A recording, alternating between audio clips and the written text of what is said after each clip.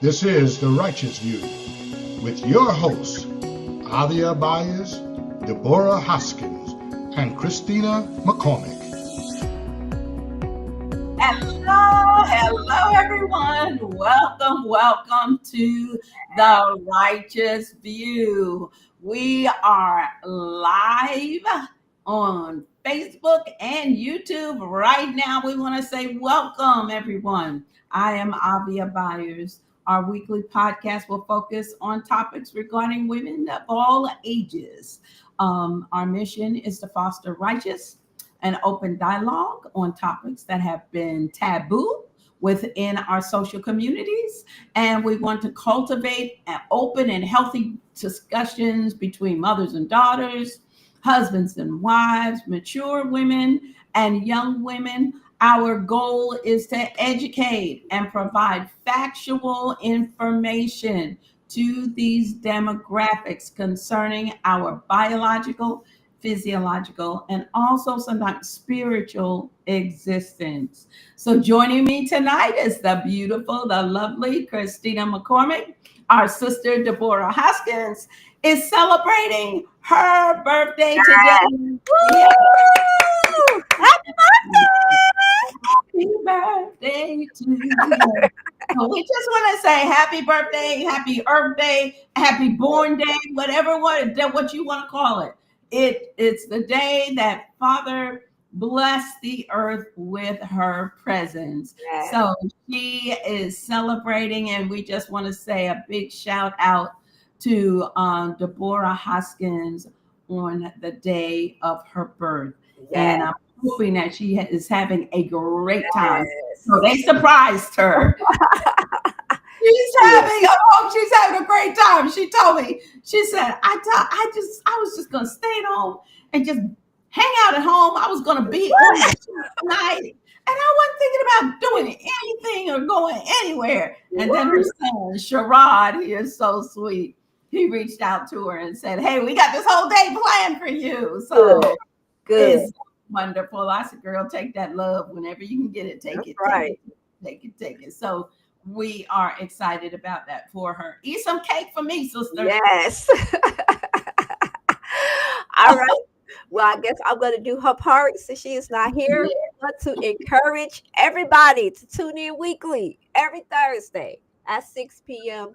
Eastern Standard Time and 10 p.m. GMT time right here for thought-provoking topics that will hopefully stimulate conversations that are sometimes hard or uncomfortable. We ain't never scared. We are live on Facebook at the Hebraic Awakening and the Righteous View. If you missed the podcast, you can view it and past podcasts on our YouTube channel at the Righteous View. If you enjoyed the topics and discussions have helped you in any way, please subscribe, like, and hit the notification button. Yes. All righty. So we're gonna just dive into our topic tonight. We've completed the marriage series, and we're moving on into a topic that we feel is much needed, really important. And that topic tonight is, how do I care for myself after I'm married? Care for myself after I'm married. So we're going to look at this from a psychological standpoint, from a physiological standpoint, biological standpoint, and then also from the standpoint of adjusting yourself and your life around this new person who is now you are now living and cohabitating together. So we're going to let Christina, because she is pretty much the expert in this area of care and wellness. She has a wonderful group of ladies where we talk about health and wellness. And she brings us such great information. And because she has that medical background, it helps for her to be able to deal with these things on a real, true level. So we're going to say, Christina, take it away. You know what? You know what? Now, today, I think, we just gonna talk candidly because I'm trying to think Yeah. with each of us, and I know Deborah not here, and I kind of wish we kind of brought some women on that freshly got married or newly married 5 years and under. Now that I think about it, because I want to know what happened to. Yes. I forgot to even think of that. So, I didn't think of that either, and we could have invited a couple of newly, married, 5 years or less. Uh-huh. Yeah, 5 years and or less. just how that looked. But I think we can, still take it from the standpoint we remember how we. Let me put this in the chat of the discussion. Now, look. Now, I realized that when I first got married, because my husband was a truck driver, but this is when he was over the road. So I know all the truck driver wives, y'all know what I'm talking about. When I say over the road, that means that your husband is gone 2, maybe 3 weeks at a time. You're not going to see him. He may check in once or twice during that time. But for the most part, he is over the road. And then he may have a few days off. He may take a week off. It just depends. Now, my husband is a go-getter. He is very ambitious. He is very driven. So he spent literally like 3 weeks, as soon as we got married. So we didn't really have a whole lot of honeymoon time because y'all know my story. So he took on me, and then there was 5 extra miles to cook. So it's 6 of us. So he got back out on the road. He was over the road. Yeah, he got back out on that road. He like, I got a whole tribe. So psychologically, I'm gonna tell y'all that this is what we used to joke. I used to joke that I was a single married lady because it took a long time for me to think like a married woman. And I'm not talking about out there with other men. I'm talking about like when he came home, it was like we were newlyweds for a while because for a long time. It took like this man coming home, he is now your husband. And now what does that mean? What does that mean for us to cohabitate? Because psychologically, some women have a hard time switching from being single to married. To being married. Your mindset really has to come to grips that this person is going to be in your face 24/7 if you're not over the road.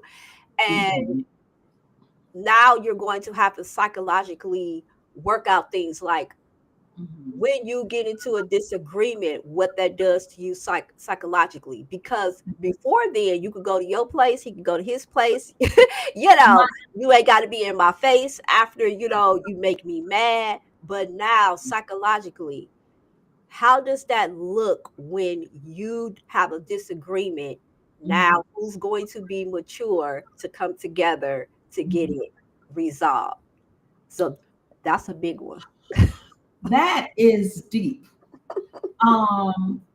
Because in a quote unquote normal situation, it would be that, I guess, like me and my husband, we were lived in separate places, and then we moved in together. And he worked, I worked first shift, and he had a third shift position. And he had to drive every evening, about 45 minutes. He worked in Salisbury. So he was from Salisbury, North Carolina, and we decided to live in Winston-Salem, where I was from. And so I had a job there. And so he would drive that 45 minutes to an hour to work and home. So he was on third shift. So I would see him. He would get off at I believe he got off at 6 or 7. Oh yeah. I know he'll be saying I got off at 7 o'clock, 7 a.m. But I'm trying to remember how it would only be a very short amount of time, because where we lived when we got into our apartment, literally my apartment was in walking distance from the house. So when he got off work, literally, I could, he would, hand the keys off to me, or he would run me down to the job because I had to be there at 8 a.m. So it was interesting, how that dynamic. But I do remember, I think he did get off at 7, and he would make that 45-minute trek home. And then I would see him 15 minutes in the morning. He'd drop me off at work, and then he would go and take his, sleep. Our son, Calvin, came very soon after that. After we were only married like 2 months when I got pregnant. Myrtle. We were both probably fertile. He was fertile Martin, and I was fertile Myrtle. So we got pregnant soon after that. So then we had the baby in the dynamic. So that was interesting, because it would be a handoff of Calvin from me to him, in the morning. And I would tell him he hasn't had his bottle yet. He hasn't eaten yet. So James would do that. And then once Calvin was such a good baby, he slept all the time. He was not a baby that needed a whole lot of attention. Once you fed him and changed him, he was good. And he would sleep along with his dad until his dad woke up. So, but that was us coming together. I guess our scenario was a little more like what you would call the normal. Now you have this life, but you still have to psychologically wrap your brain around. I need to tell him that I'm gonna be home late. I need to let someone know that I'm going where I'm going, and and so we always, we're back and forth about so where are you going? Or what time are you going to be home? So adjusting, your mind to that. Part. And just the psychological part of just living and sharing that space. But I think the big part of it was telling him, and which I had to get used to, telling him, where I was going, or, what I was going to do. And I'm like, oh my God, I'm going to, and if I'm going several places, I'm like going out, I'm going shopping. But him being the guard and being the my protector, exactly. You want to know in case something happens, then he could say she was going to, that kind of thing. But I think that was the biggest thing. Remembering to say, I'm get ready to go. Yeah. That's a big one with women. And I'm glad you said it like that, because a lot of women feel that I'm grown. I could take care of my, and I'm like, y'all, psychologically, now I know we in 2025 and everybody got a new way of marriage, Yeah. but I'm gonna tell you something. A man is still a man and a woman is still a woman. Now I understand what's Absolutely. going on out there in them streets with other stuff, but we're talking about it in a traditional marriage where a man Right. is biologically a man and a woman is biologically a woman. Men Correct. are still going to think the same way they thought in 30 AD versus 2025, and we're talking about being a protector. Right. Right. And the women they don't want, and they feel like, well, you're not less than because you have a covering now that wants to protect you. You think he's just trying to control you, because that's really what we psychologically do. And I think that happens also with men, because I remember us having that conversation where I would, say to him, where are you going or what? But my thought was, if something occurs, I know how to get you, contact you. Because mind you, y'all, when we got married 46 years ago, we did not have cell phones. Exactly. No. They don't Yes. that. Didn't live in the dark ages either, like the old days. How was it in the old days? I don't know how it was in the old days. But we didn't have cell phones. So you had to have a landline. So if you didn't know if they were just going out, you wanted to know where they were going. Right. A lot of times I remember us having, discussions about that I was concerned when he would leave and I wouldn't know, where he was going. But most of the time I knew, where he was going. But always from a standpoint of, just in case there's an emergency, in case something happens, right, then I know who I can call to get to you. Right. And that was really a big thing. Now it's different. Everybody has cell phones. Mm-hmm. So it's a different world. Mm-hmm. But I still be wanting to know. I still want you, if you're in the house with me, you better not leave and then tell me, oh, by the way, I want you to verbally. I still like that verbal. Right? Verbal. Yeah. I do, because when I got with my husband, there, we had cell phones, but I did not, y'all. Back then, cell phones were not like you had them at your disposal all the time. You could, but it wasn't a thing. So it wasn't a thing like that. When I remember my husband putting a cell phone in my hand, because he was like, you probably need a cell phone because you have, children. And I'm like, I use landlines. When did they take the payphones out? Because I was using a payphone up until they took it out, because I remember looking for payphones. So yes, people, we actually conversated with our loved one via a payphone. It was still out. So I didn't have a need. I didn't feel I had a need for a cell phone, because we still had payphones also.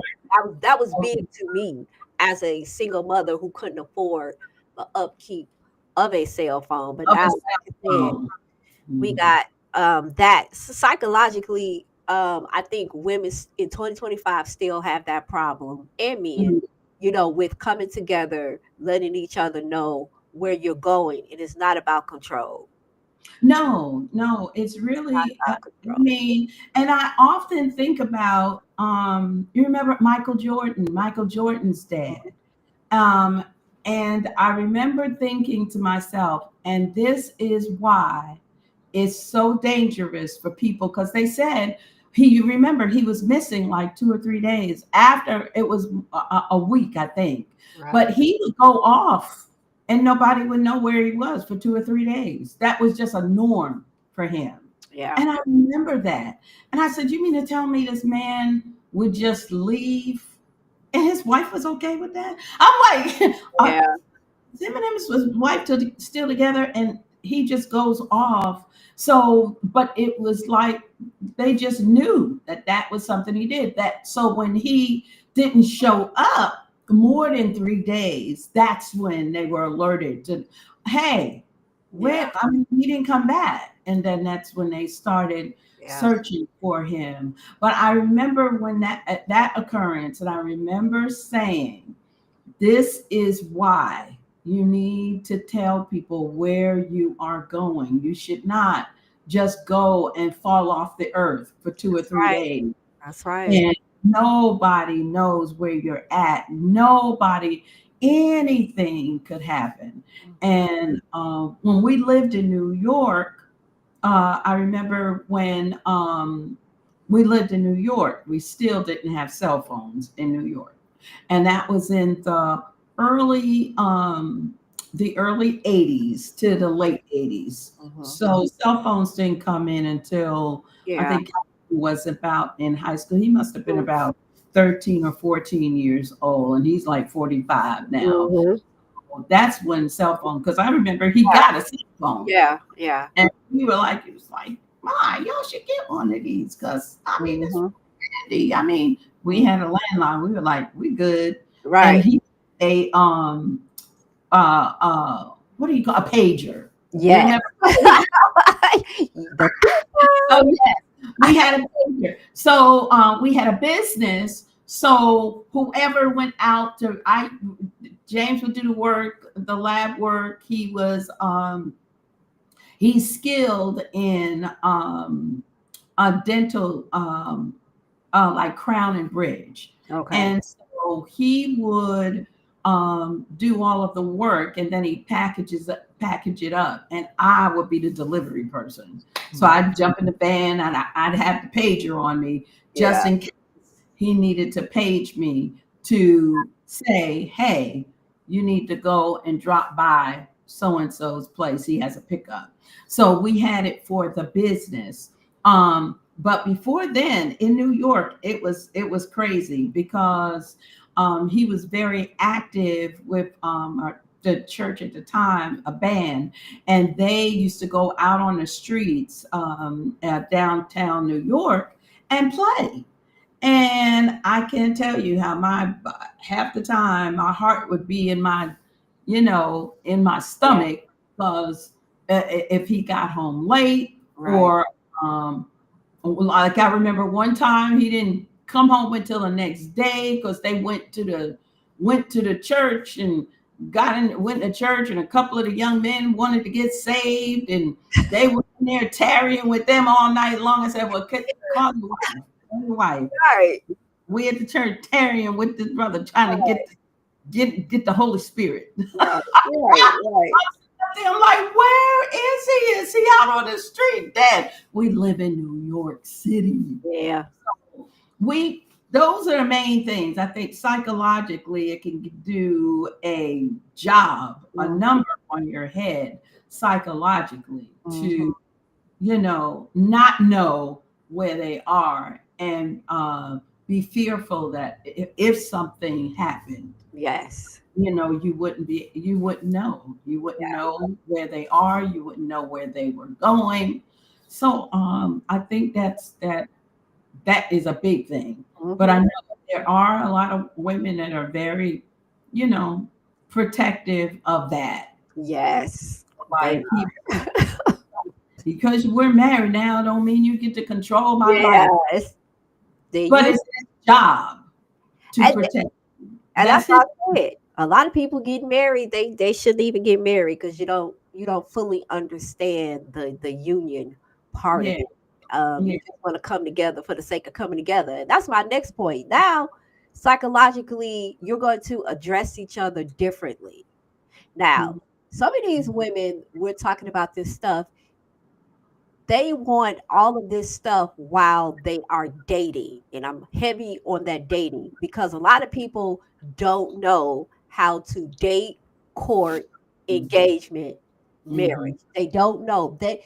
And I'm including myself in this, y'all. So I'm not just messing with people, because Nobody really taught us that. I guess it was broken after a certain year. I don't know what year that we stopped courting. Generation, yeah, the courting part. Where did we stop? So our younger people, me included, I actually thought that dating, you're supposed to check in with me because I just wanted to be married. Now that I think about this, you check in with me, you address me, you make everybody know I'm your number one. And seriously, by the time that I met my husband, I had to throw all of that mess in the garbage. And then we can talk about that at another time because I had to learn that as long as I was dating, that's all it ever was. Nobody had to check in with me if they didn't want to. Nobody had to address me as anything because you're dating. Now that you are married, psychologically, you address each other differently. So I remember that I was heavy on that's my husband, that's my man, right? When I got married, I actually started addressing him as my husband. So the way that you address each other psychologically, it should kind of click that this is no longer your dating partner or even your fiance.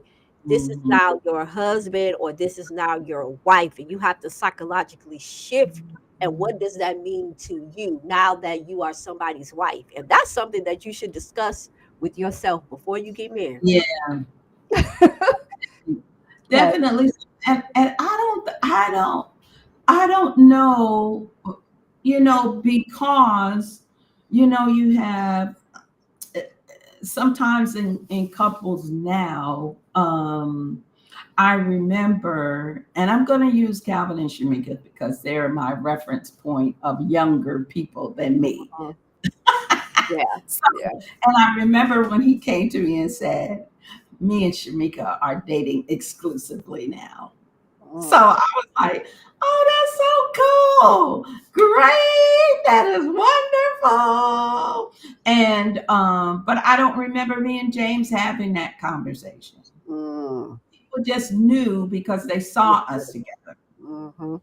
So nobody came up to us and said, oh, is that your boyfriend now? Oh, is that your girlfriend now? Oh, is that your man? Oh, is that your woman? Nobody, I don't remember anybody coming up and saying that. I know that they saw that we were, in each other's faces all the time. Right. So,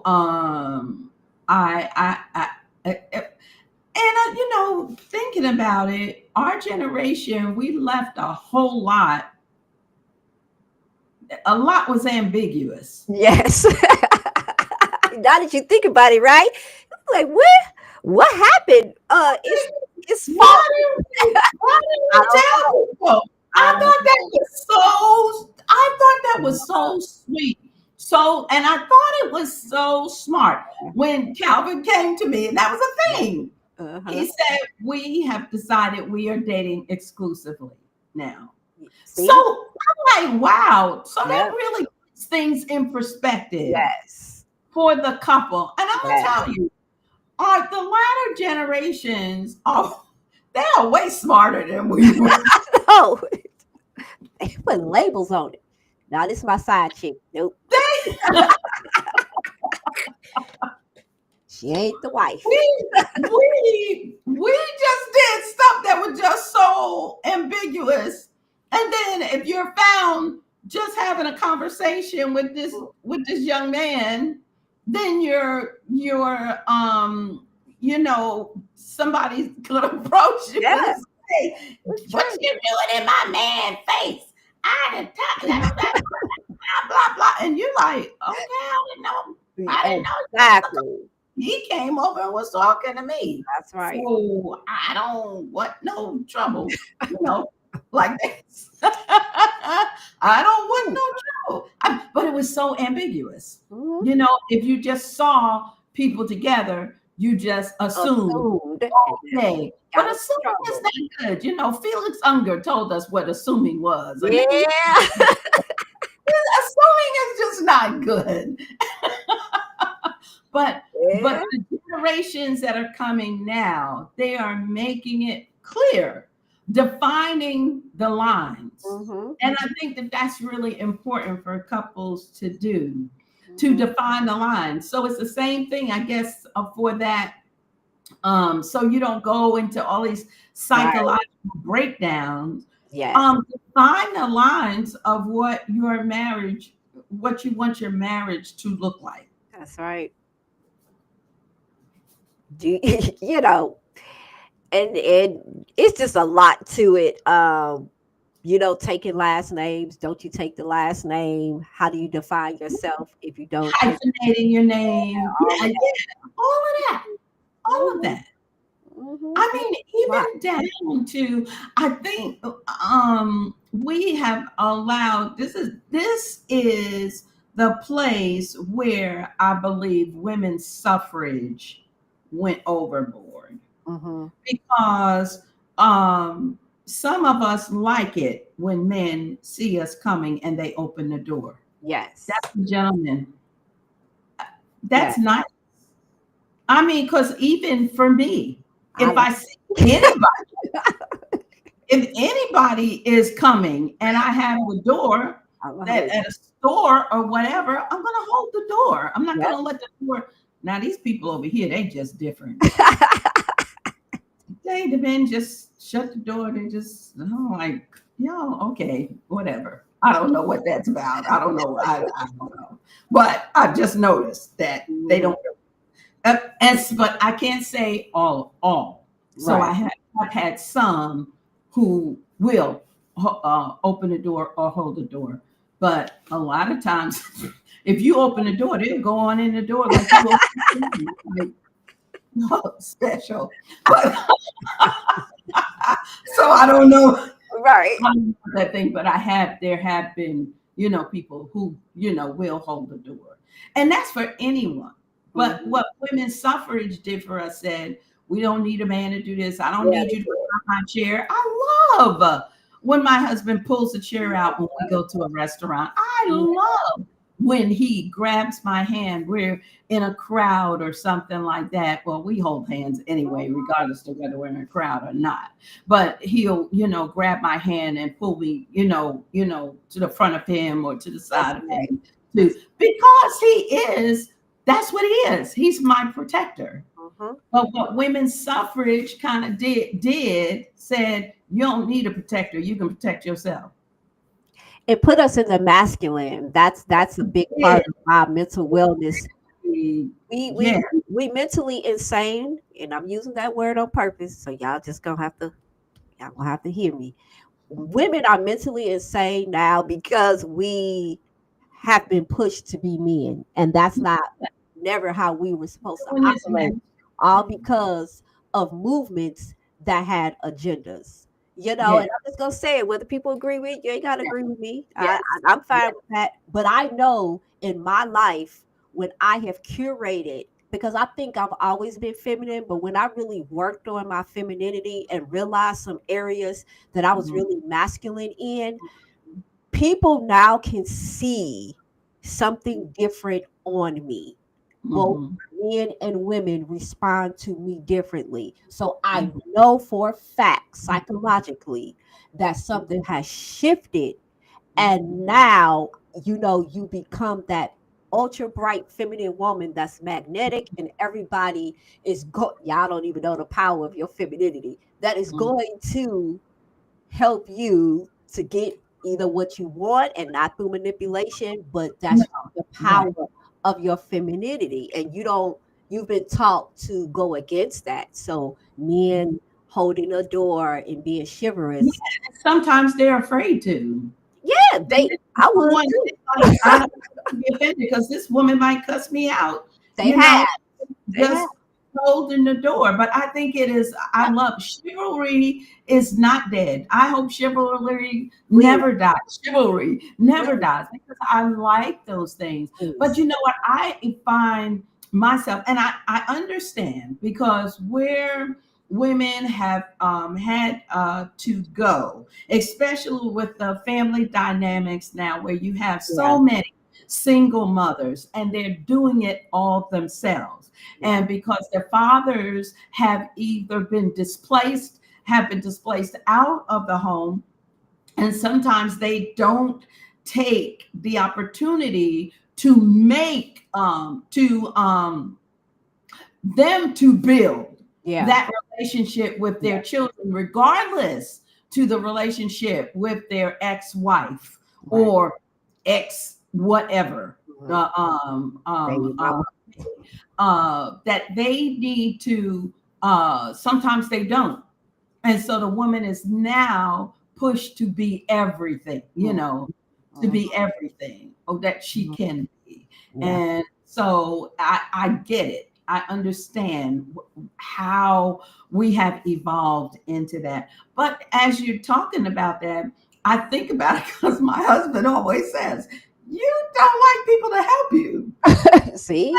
And I'm like, what are you doing? I can do it myself. I don't need you to hold this. I don't need you to. And even in the shops. So here, a lot of times you'll have the people will come up and they want to get your basket and hold your basket for you while you put your stuff in there and shop. Yeah. And all I can think of, and I got to get over it. I really have to. Got to get over it, because all I can think about is slavery. I do not want you to be my slave. I don't. Yeah, that's when people want to do nice things for you, that sometimes we don't even know how to receive. We don't. Masculine we have become. And I tell people, I don't need you to carry that for me. I'm good. I'm good. And I'm good. I'm good. I walk into the shop. Oh, mommy, let me get down. I'm good. Yeah. I can carry my own bag. I can carry my own, so I have to work on that for myself. And I remember one time, Karen King, that's so funny. One of the sisters here that has moved to Ghana. And we were out one day and we went to a shop, and a gentleman came over and said, let me get that for you. And I said, no, I'm good. And she said, let him help you. Thank you. She said, yeah, let him help you. It's okay. And I was like, oh. Okay, but I still didn't want to give up that basket. I was hold on to it. So I think I think that I don't know where it's embedded. It doesn't. There's strong women in my family, and where I pull that from, because I had a mom and a dad in the house. Don't matter. And it just really, but being raised around a bunch of boys too, you got used to doing stuff. Yep, that's true. You will find yourself leaning more to that masculine now, because I can put on, and even right now, when I go and work out, the ladies, they come in, they have on this little workout outfits. Yes. I have on some cut off cotton pants, big t-shirt with it's like, I don't care how I'm looking. I'm working out. Who cares about all these people? And so the other day when we went to the gym, I said, I think I'm gonna just get me some better looking workout clothes. It's just, even though I'm just working out, you can still look, Yeah. But because them young ladies, I wouldn't wear what all they wear, because they do it too much. They go overboard. But to wear stuff that is, still conducive to, righteousness, my life. And I can do a little better than look like a fireman going. But that's something that women, when we first get in, we real cute in the marriage, and then somewhere along the line, completely forget about ourselves. And that's what I'm talking about. So many learned behaviors. And I'm not talking about the kids because I don't, we talk about before the kids, Right. we kind of get really comfortable. We lose our self care. We like, I got my man. That is the wrong attitude to have. But I know many still hold on to, I got my man now. You know, we've been together. Man, I'm now learning that marriages are breaking up after 30 years, 20. I'm saying, what Right. are you breaking up for? They are Absolutely. breaking up. Absolutely. That's the truth. So you That's all, the you cannot say I got my man and we've been like, and no, there is truth. self-care after marriage, and you really need to hold on to that. And I know we all have been guilty of that because I was telling Robbins today, I said, when I know when I was a single mother, really young, I look like the maid to my children. Okay. And I'm not, I'm not even being facetious. I look like, I wish I could pull up that picture because I saved it because I said, this is going to keep me humble. And that was back in my apostolic Pentecostal holiness church days Oh, where we couldn't do nothing, right? You couldn't wear oh, nothing. ugly, the uglier, the holy, the The uglier you were, that's right. holier you were. And it is because, you know, it is because, like, I tell that testimony because I came to church a certain way. I am the typical Tyler Perry. Um, I'm gonna tell that another day.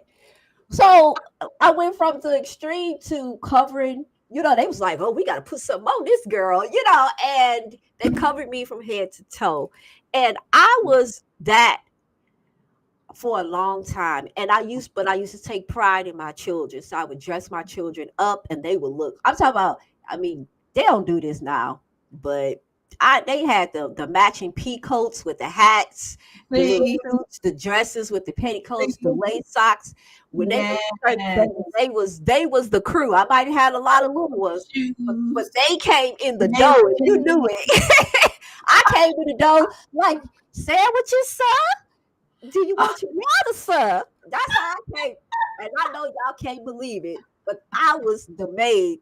And they would think that the Reva helped me raise my children. They would think that those were her children.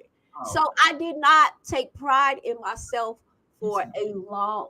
That's why I don't care what nobody say. When y'all see me changing clothes and dressing, honey, you don't know my story. Because I dressed really crazy compared to what I'm doing now. And that stayed up until I think I got married. And thank goodness I was, halfway attractive because like me putting outfits together. I joke with Angelique. Thank goodness you a pretty girl, because baby, your dressing is horrible. And I would realize that I'm like, but yours was too when you were her age. So you don't need to lose yourself in the marriage because it can come easily, and you really need to, especially the younger generation. I love how the millennials have captivated the self-care, like they have put that on the map. absolutely. They can do it. I love Yes, it. we love that. I cannot, Yes. if I see a young lady who has gotten married and now she looked one way before they got married and now she's looking like this pilgrim, Yes. They do. I'm gonna go. I mean, it just is sad to I me. know. So I did not have. That's one thing that I appreciate my husband for. That he always told me how beautiful I was, how he liked the way I dressed, and when I put something on. And still, right now, if I get dressed up, he'll say, "Hey, cutie." You're looking kind of cute in that outfit. I You know that. know, it always made me feel I went through a period of I guess, depression when we were really going through, when we had first got married, and my husband lost his job, and we were struggling, trying to get things, trying to make ends meet. And I remember Calvin was still small, maybe only like about a year old or so. And I remember that because I used to go, I would get my, I always did my own nails at that time, but I would get my hair done. You know, my hair would get done. You know, before I had a perm, that hair was getting done every 2 weeks. And when I got a perm, girl, that hair was getting done every 6 weeks, whenever that perm needed to be touched up. And my hair, it was tied up, always had some kind of style of what, you know, whatever was going on. I was always into, you know, how I look. And I you know, always loved clothes because my mother was pretty much like a designer, a fashion designer. Right. So I always liked nice clothes and how they looked on me. I always cared about, you know, my weight and how I looked and how I carried myself and everything. But I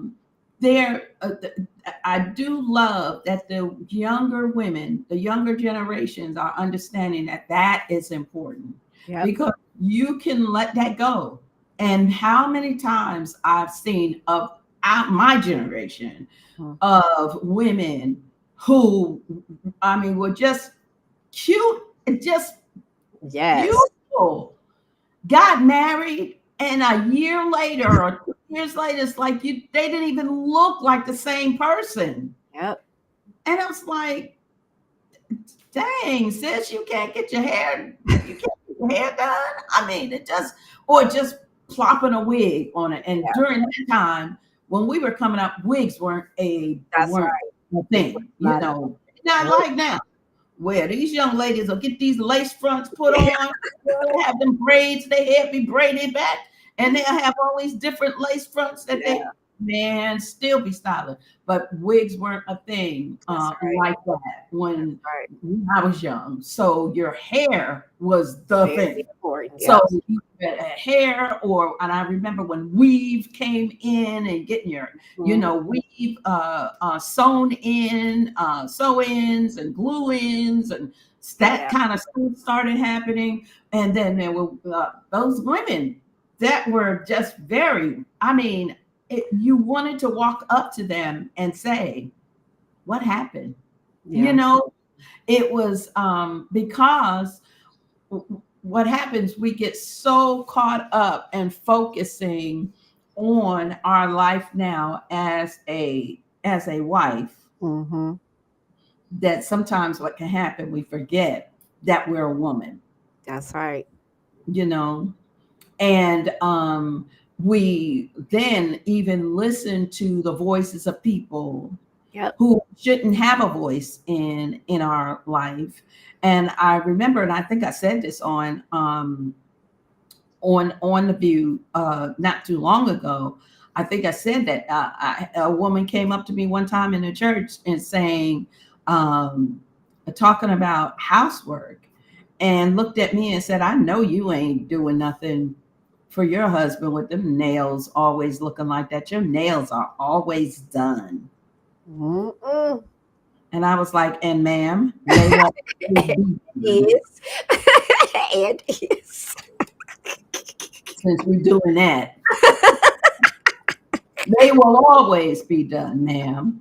I said, but I cook for my husband. I take care of my house. That's right. Always have. I mop floors, everything else. I said, ma'am, little girl, because first of all, she was I said, it's called gloves. That's what it's called.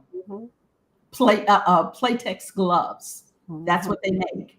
That you get your nails done, you put gloves on, and you clean your house. That's what it's called. So, but that kind of snide stuff is what we've done to each other. That's right.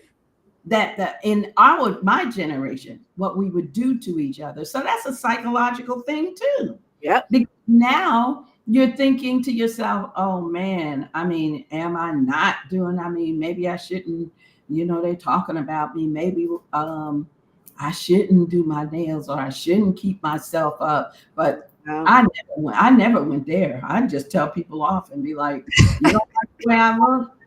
No, I didn't ask you. I don't remember asking you if I should wear this dress. I know that's right. I don't like it. My husband does. I mean, at the end of the day, if that's another thing.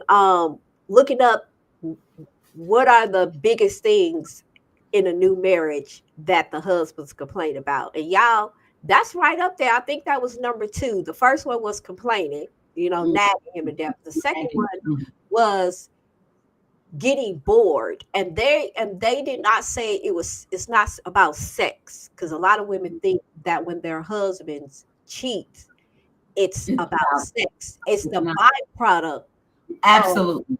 of a bigger issue, and usually it is because women stop investing in themselves. I don't care what y'all say, men like to chase. Okay, men love to Yes, they do. And you sit up at home complaining about your job, complaining about driving kids to school, and not making a life for yourself. That turns them off. Mm-hmm. Your self-care is very important. It makes you very attractive and magnetic to your husband. He wants you to have interest. Unless you control it, then that shouldn't be your husband. We're talking about normal ones. Right. They want you to have interest. They think it's exciting when you're doing something new and you meeting new people. They like that. And that is the number 2 thing that will drive your husbands away from you. And then they will find, well, this woman, why did you cheat? It wasn't just the sex. It was, she was interested. She was interested in what I was doing. It was new. We felt, and self-care, investing in yourself is what is going to make a not just a lasting marriage, because I know some people stay married, just to stay married, but a happy marriage, like a joyful marriage where you have ups and downs, but you decide to stay together because it's worth it. You know what I'm saying? Not because, it's just cheaper to keep her. And who wants to live like that? I know. Who wants to just live in a relationship with someone and, well, I'm just stuck with them, kind of thing. That's depressing to think of, that you would be in a relationship with someone who you gotta, those things that I remember our Aunt Virgie, my husband's aunt, and she has passed on and gone into eternity. But I remember my husband saying to me that when we got married, that his Aunt Virgie said to him, James, and that's just how she talked to him. James, she said, what it took to get her, to continue to keep her. And that's the same thing with your husband, ladies. Yes.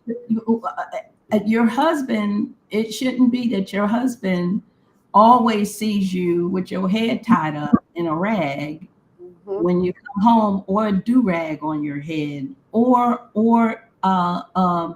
whatever, that you are always looking. There's never any desire to put on something that will make him there is nothing with you walking around your house sensuous. So your husband what's wrong with that? What's wrong with people? So I mean, if he's looking at you in that way, that's how you're supposed to look at you. He's not supposed to be looking at you like, take my wife, please. See, that's what we have to have, Prophetess Deborah. I was trying to do this work. I remember I have a cousin who married a gentleman, and he was like, man, I was trying to do this work, and my wife come walking out the kitchen. I was like, okay, I'm trying to get my little thing, and he was a pastor. Put my sermon together. Well, I can't. Oh, wait a minute. He said, put that to the side. Right. That's what marriage is supposed to Hello. be like. And I if understand. you are never ever looking like that, and I always think about in the Bible, Delilah, Samson, Shimshon, and Delilah. And the scripture, people say, she was so beautiful. And I'm like, preacher, no, nothing in the Bible says that she was beautiful. Right. It doesn't say that. But what it does say, that he was the strong man judge of Israel. But one thing he could do when he went to Delilah, he could lay his head on her lap. Yep. He didn't have to be a strong man there. Mhm. So sometimes those things like that, even, Yes. and be able to do those things that, just caring for each other in that way. I think we just get so caught up, and especially in our faith communities, Yes. that we get so caught up with being, Yes. say, you so heavenly bound, you ain't no earthly good. You just, your husband walking around you, and you walking around, there you go, looking like a fireman. Yeah. And he never sees you in a nice, buy something nice that's gonna entice him.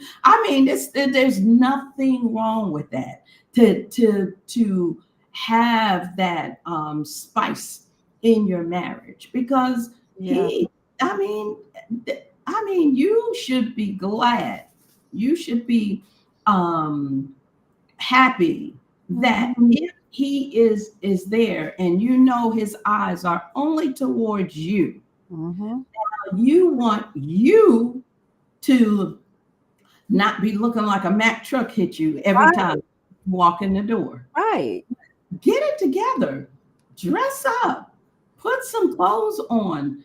Do something to your hair. There is nothing wrong. And I'm not saying you got to do a whole makeup. Right. If you're a makeup person, do that. If not, the only thing I'm saying is that you have to maintenance that marriage. That's And right. that is spicing things up. I'm not saying doing things that are Right.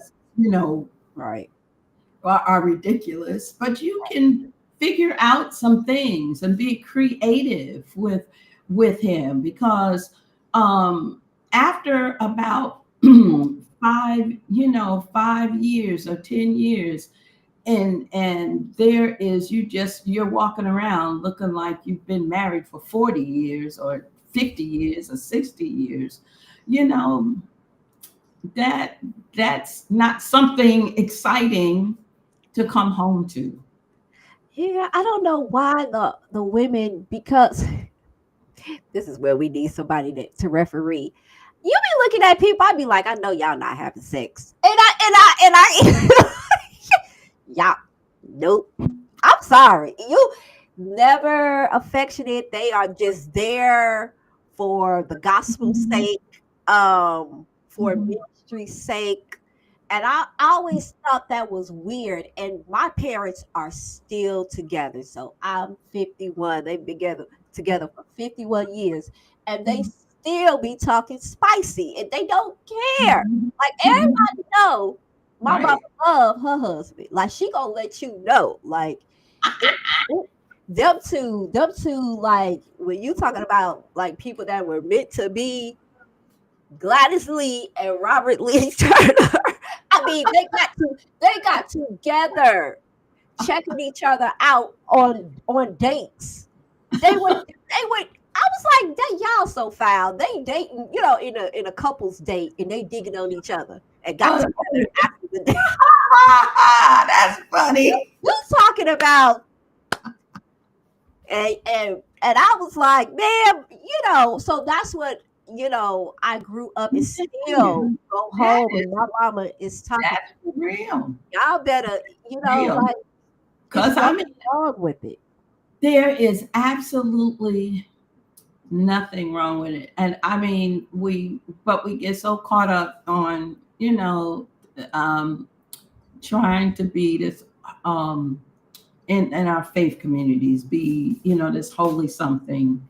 And we think that there's something wrong with me, saying, with the words that we use towards each other. And sometimes, we'll say stuff, and we still do it over here. And I'll say something to him, and he'll say, "Ooh, Lori, Lori does not like for you to talk to me like that." And she probably watching right now laughing. Like, "I'm doing that, Lori." But we will. We just walk around. It's those are the things that we're married. We have that the privilege of being married and having this relationship with this person, who you love. I love the feel of my husband's hands. There's nothing else in the world that feels like that. And it doesn't matter, even if it's not, not even talking, intimacy or sexually, but just the touch, Right. of his hand, that is something that is igniting. And I tell Yes. people all the time after we have been, apart, now we're retired, so we're around each other all the time. But I'm telling you, there wasn't a time when we would come home. He'd come home from work and he would walk in the door. If I'm there already and he walk in the door, that sometimes I'm running, to him and, jumping in his arms. Or I'm just saying, there's my honey man, Yes. just having that and still feeling, those butterflies Yes. in your stomach, but what happens, we get so I don't know that we forget how we came together. And so you have to remember, those are the things that you have to remember, and those are the things that keep you together. But that how you look, that is a big thing. It is. To men, they're visual creatures, ladies. I don't care if it's 25. They look with their eyes. My husband always says, "Honey, it's a law of attraction." I tell you. And you're not going to be attracted to something that's always looking dusty and ugly and your feet dirty half the time. Sometimes did you get in the shower today? But that, y'all know, women, we will. All of that coming near your husband and you have not washed. That's no. And I know women, don't believe in shame. It's this is not the hygiene thing. Y'all think we laughing, but it's too many stories that I'm hearing now on social media where women are not hygienic. I'm not gonna get graphic, but women are not hygienic. The wax people is speaking out against the unhygienic practices of women going to get their bikini waxes. The nail technicians are speaking about the uncleanliness of women coming to get their nails done. Gynecologists and that's why I say, women, I'm sorry, I'm tackling with us first because it's a whole lot to us than it is to men. Absolutely. And no, ma'am, don't sit around and act like you don't smell after. Right. Hello. Don't do that. Let's not go there.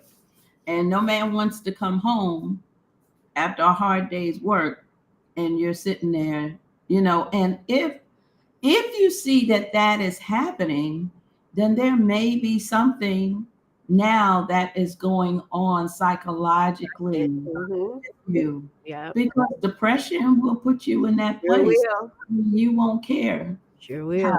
if you washed. You don't care That's if right. you do your hair. You don't care if you brush your teeth. That's right. You don't care if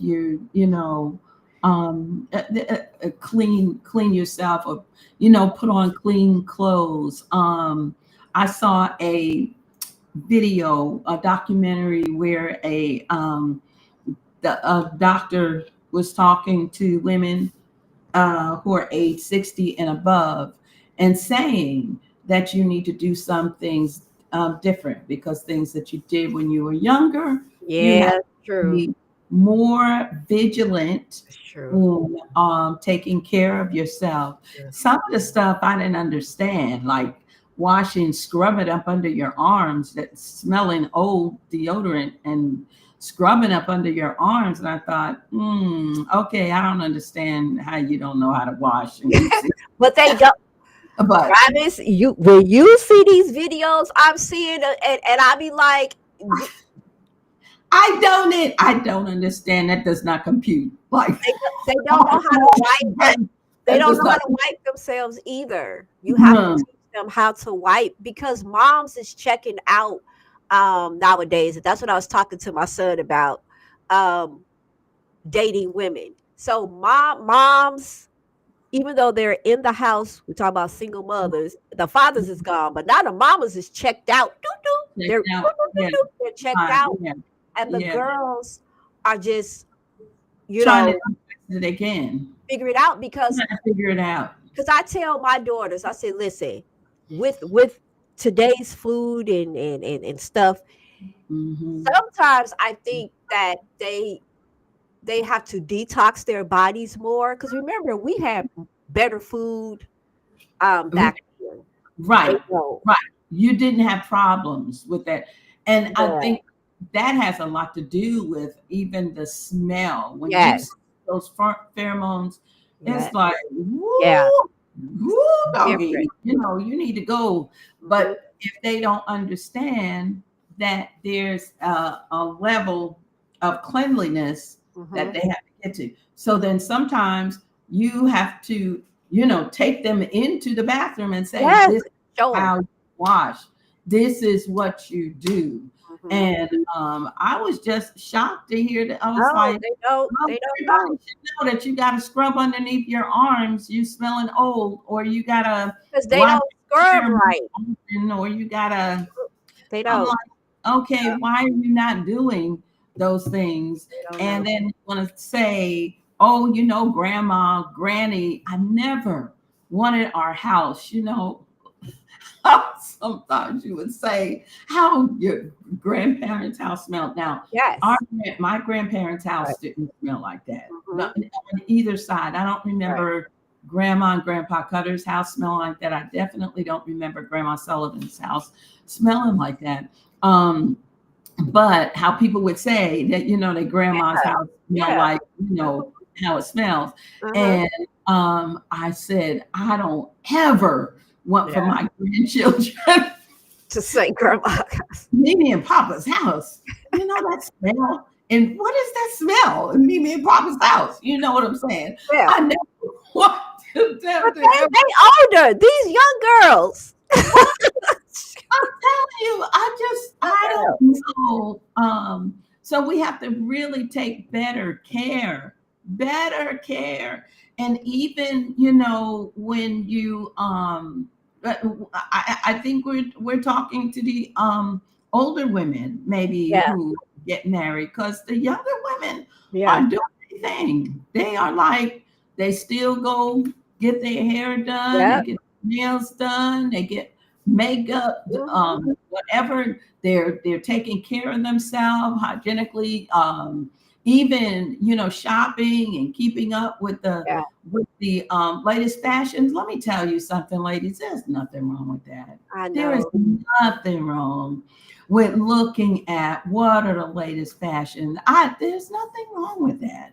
I mean, some people look at it like, oh, well, you're vain. No, Yeah, they that's do. not vain. There's nothing wrong with when you go out and people say, "Oh my gosh, you are so beautiful. I can't believe the age that you are." Right. You know, it's because you're taking care of yourself. That's right. And your husband is the first line to see that. That's He's right. see that, you know, whether you Right. take care of yourself or not.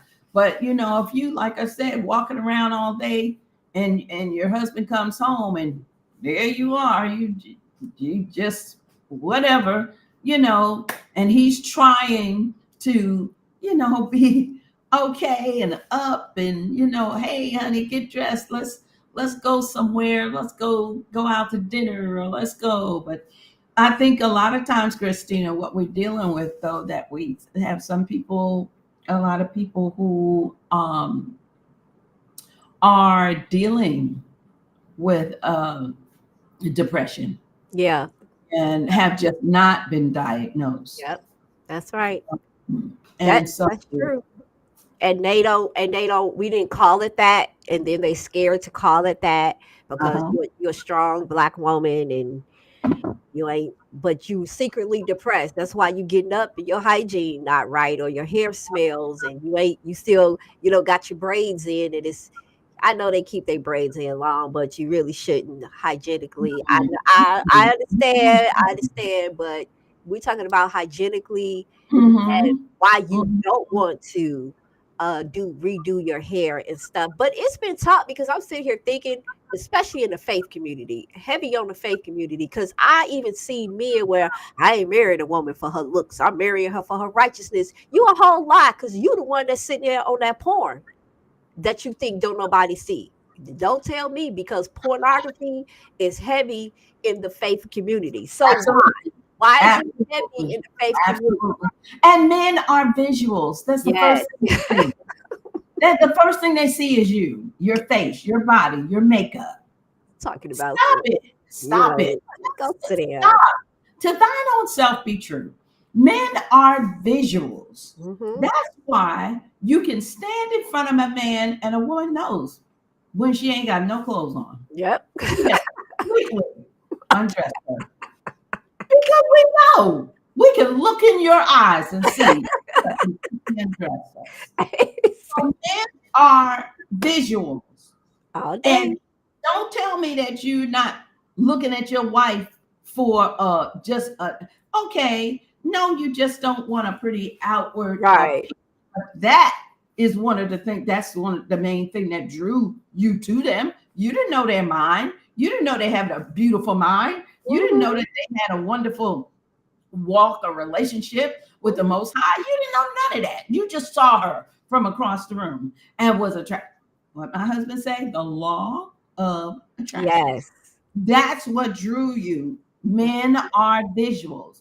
They are going to look, and if they like what they see, and if that person is appealing to them, that's right.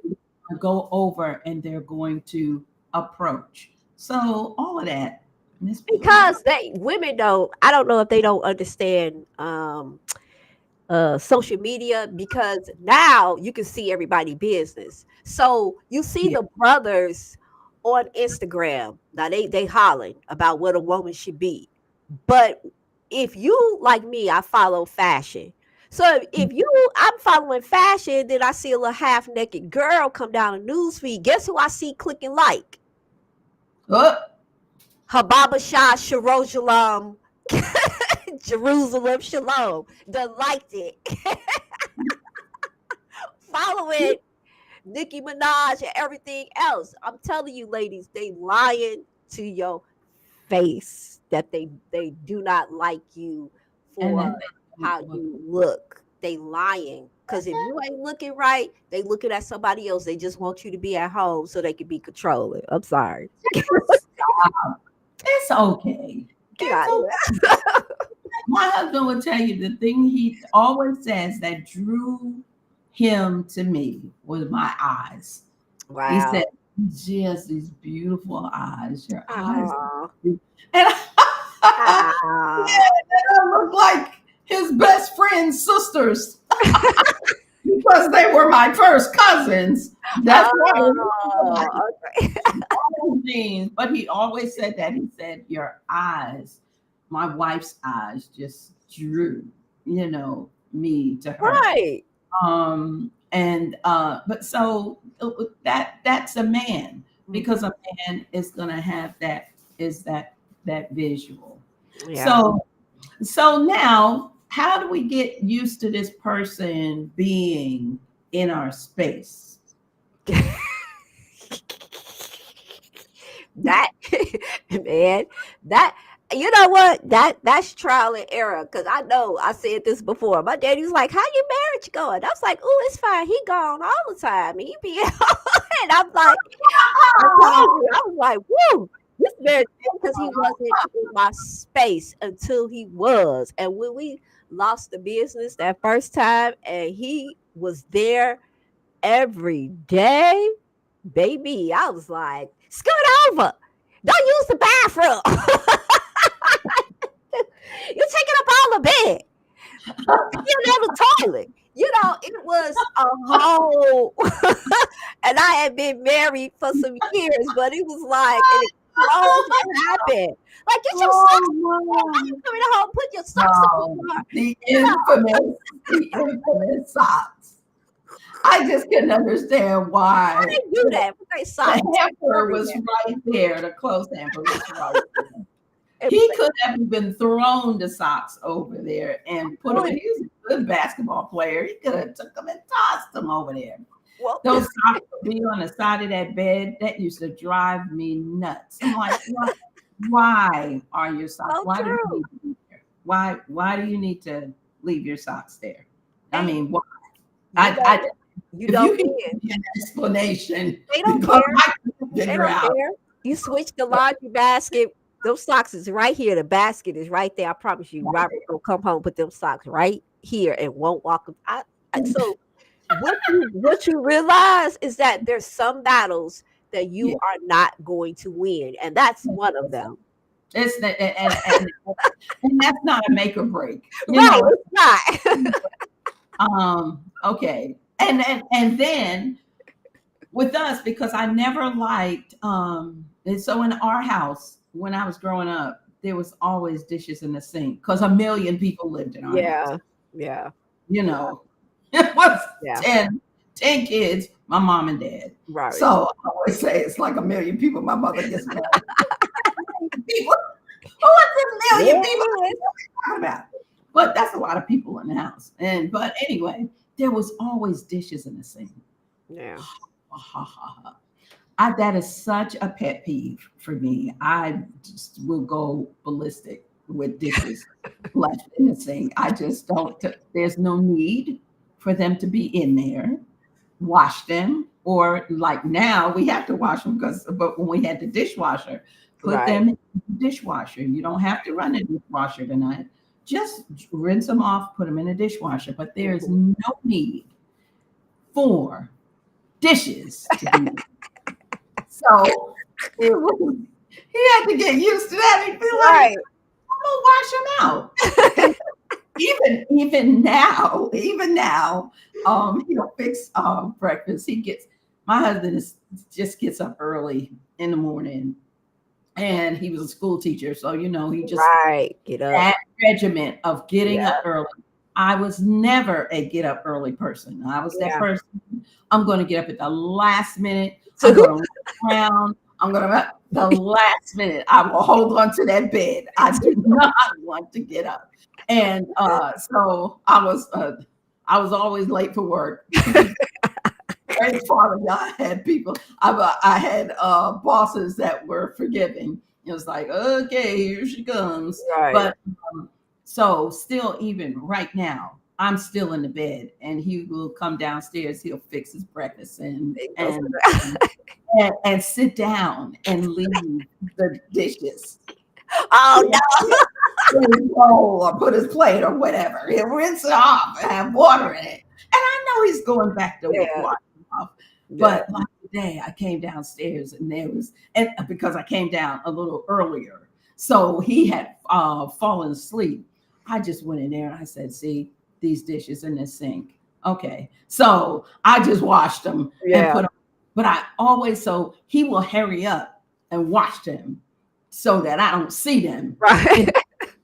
So, but today he didn't get up in enough time to wash them up. Well, I went ahead. Oh, either that was today or yesterday. Then I just went on in there and washed them. But usually he will, sit them in there, but he will get on up and go and wash them up and put them in the And that's the thing.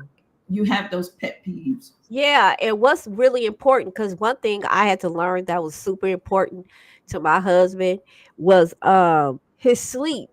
So by him being in the truck, I guess he didn't get deep sleep. So when he came home, he didn't want no lights, he didn't want no noise. When he wanted to go to bed, it has to be pitch black. Well, I'm the person who sleep with the light. Lights out. I mean, and I had to really really adjust to that, because that was really important to him. Even now, I have my little phone in the bed, watching TV, trying to make sure the light doesn't bother him. But that's how you compromise, and you say, okay, this is really, really important to my spouse, so I need to see if I can adjust.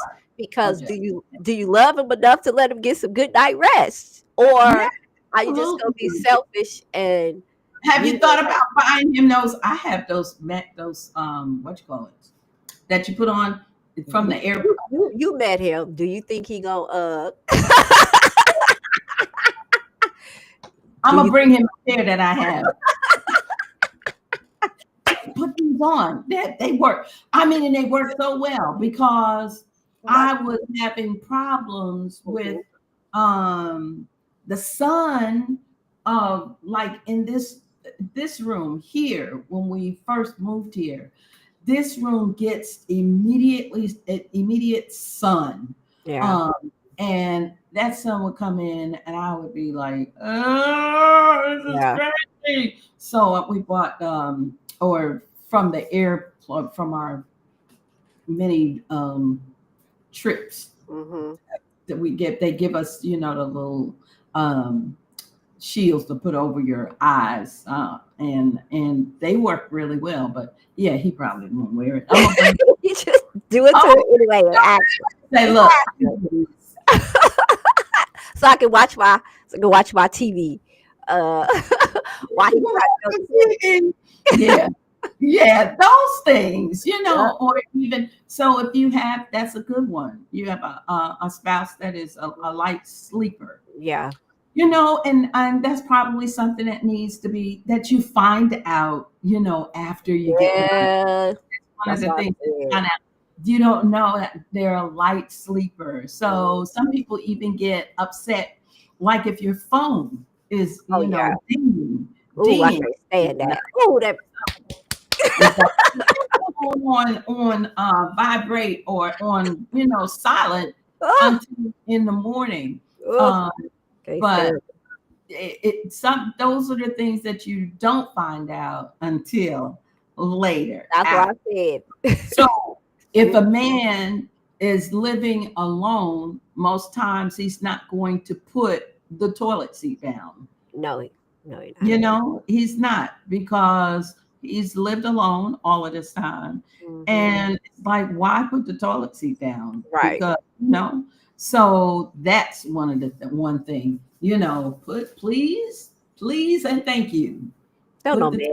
Wait, I wish the men would chime in. Y'all ever put the toilet seat down? No. My husband is really good. Now, if he leaves the toilet seat up, that's really strange, because he's really, really good about putting the toilet seat down. Because I'm gonna tell you, one time I was so mad. I went into the bathroom, didn't turn the lights on, and I'm bad about doing that. I will walk through the dark. Why I do that, I don't know. But I will walk through the dark. I'm walking through the dark, get to the bathroom, go in there, sit down on the commode. I fell into the toilet. I was so mad. Oh gosh, I was so mad. The toilet seat up. I fell into the commode. Oh my goodness. That's what happens to us, Yeah. So that's an adjustment that a man would have to make, and it takes time. It do. Make that adjustment. That's a while. I just kick Robert out. We have separate bathrooms. He because and I know couples that did that. Yeah. He has, that's his bathroom over there, and that's my bathroom. I use the guest bathroom. I do not use his bathroom. Man, that's a big fight, y'all. These are some real issues because cohabitating, and really there's no blueprint because you do not find out certain stuff until after you have moved in. Now, maybe if people cohabitated with their spouse before then, they may know. But for those of us who didn't live like that, and you find out. Right. You find out. I had a young couple, and I won't mention their name. She was telling me about it. She said they got married, and my husband, she has sinus issues. Oh yes. Oh yeah, that's a big she goes in the bathroom the first morning, and it's like all of this. Oh, my husband hates that. Yes. And she said he's like out there like, clutch the pearls. I mean, he was like, and she's like, it was like, yeah, my sinuses, have stuff going on to clear my throat, and it's a whole lot of, just mucus sometimes. Oh, gosh. It sounds disgusting. And so he's like, yeah, baby, it's okay. But that's something that he had to now. She have to make sure she closed the bathroom door, and take care of that. But you can still hear it through. You can't help it. In the morning, my husband called me. Why are you so snotty? I mean, he'd be so aggravated. Why are you so snotty on the phone? I'm like, I can hear the way you breathe. It sounds like snot. I was like, snotty on the phone. Thanks. You know how he talk. He just go saying with no chaser. No. Yeah, you called me. Quit calling me early in the morning. You call me early in the morning. That's my morning voice. No. What you get? My morning voice. Something. Sorry. It just is what it is. I think you have to be mature enough to compromise and to know it ain't a deal breaker because I'm snotty. No. I mean, because you can't help it. That's really a physiological thing. That's just part of your makeup. Some people just gather at night. They gather all that mucus and stuff together, and that's what she said. She was like, I felt bad for my husband. She said, because when we got married, he was not ready for it. And he was like, he woke up and was like, what in the world is that? My beautiful wife. I'll be like, what is that? What? That was funny. I'm sorry. It's funny because my husband just got on me about my snotty nose. I think it was yesterday morning. Still out. You cannot help it. We know a couple in Virginia, and he gives a testimony about him and his wife. And when they got married, on their way home from the honeymoon, on the way home from the honeymoon, she was on the way going. So they got married. They're going on their honeymoon. She fell asleep on the plane. He said, is that my wife? Snoring? I mean, she was like in full snore mode. And he was like, and it's so funny because he's from South America. And he's like, my beautiful. Right. What is that? Oh, y'all. Calling the hogs. And he said, but he didn't find that out until some stuff. That's one of those things. So you find out how clean a person is. Sometimes know that if Right. you know you've been dating and seeing each other, and if you've gone to his home where he Yeah. lives, you can see whether. But sometimes you can't tell with that, because if they know that you're coming, they They know. might Yeah. clean it up and get it Yep. all straight and Yep. everything. Yep. And then once you get married, it's like psh, no hold. Sorry, bro. This is me. I don't Yeah. like to keep my room clean. This is how I keep my clothes on the bed. Right. Yes. And it's like, no, put those clothes up. And with us, it was funny because my husband's mother, my mother-in-law, and my his grandmother, when he moved to North Carolina, he moved in with his grandmother. And he would anytime I would go over to Salisbury, and when I would go over to their house, if I looked into his room, I could see, his room was nice and clean. Bed was made up, and I was like, oh yeah. Mhm. That was his grandma. I was like, how is your room so clean when I see it in Salisbury? You're not this clean person. And he said, Grandma, he said, I would just leave my stuff out there. And when I would come home from work, the room would be clean. Wow.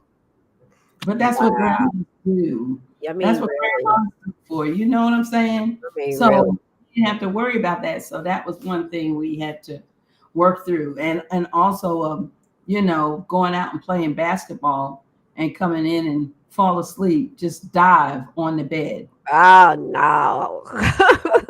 And how I am about dishes in the sink. Yeah. Oh, my bed that I have to sleep in.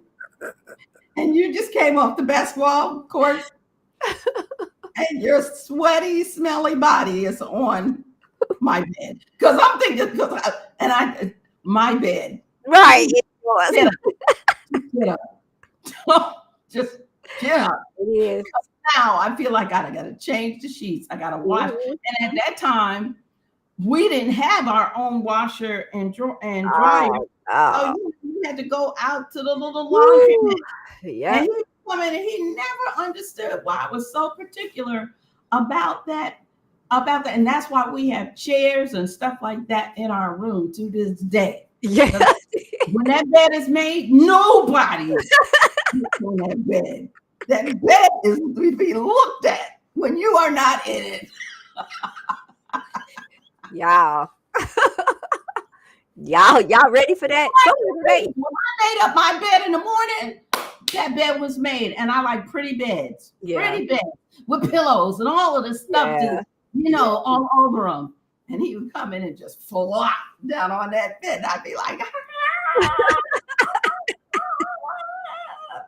all I could think of was, and you've been out and sitting in people's chairs and and don't, no. But that was part of us, having to try to, because he would come home. He would just go right in there, get in the shower, get in the bed. But after we got married, it was definitely that. It's rough. I didn't wear. I'm telling you, I have clothes. I have clothes that I wear in the house. Mm-hmm.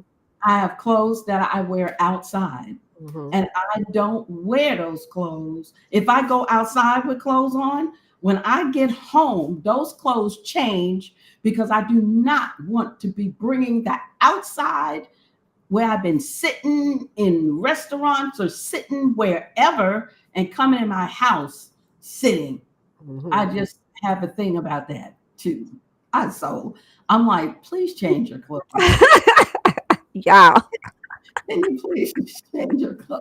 So I kind of got over that. I don't ask him that anymore, but inside when we get home, but I just don't say anything. That's his space. Right. We both live here. Yeah. I'm just the one but those are things like that Yep. you would not know unless you're now cohabitating.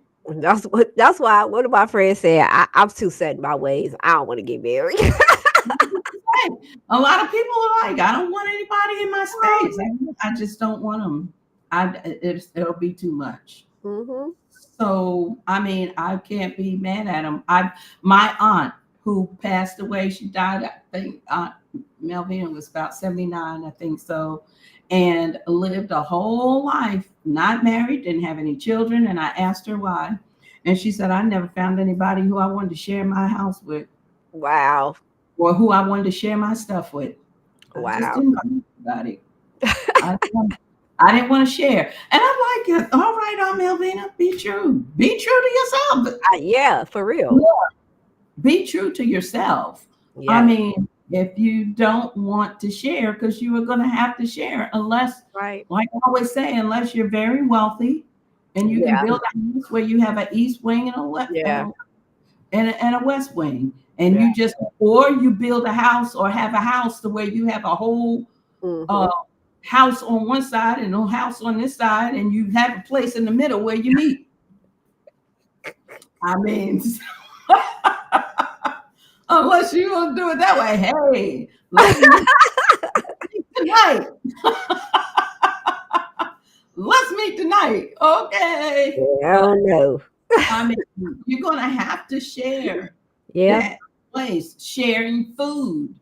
Yeah. Now, I got that from my father. I don't like to share food. See? I just don't like to share food. And my husband used to really like to eat, so he would eat my food. Oh, this man will eat up the devil. I would just, but that's how I was, because I had, all those siblings, and my brothers and stuff would come and eat, they would eat your food. Mm-hmm. And they would always eat the stuff. If somebody wanted to help you eat your food, then you were good. But I need for you to help me eat the peas, the Brussels sprouts, the squash. Please eat all of that kind of stuff. But don't eat my chicken and my macaroni and cheese and my potatoes and rice. I don't want you to eat that stuff. I want to eat that. I just don't want those peas. But nobody wanted to eat those.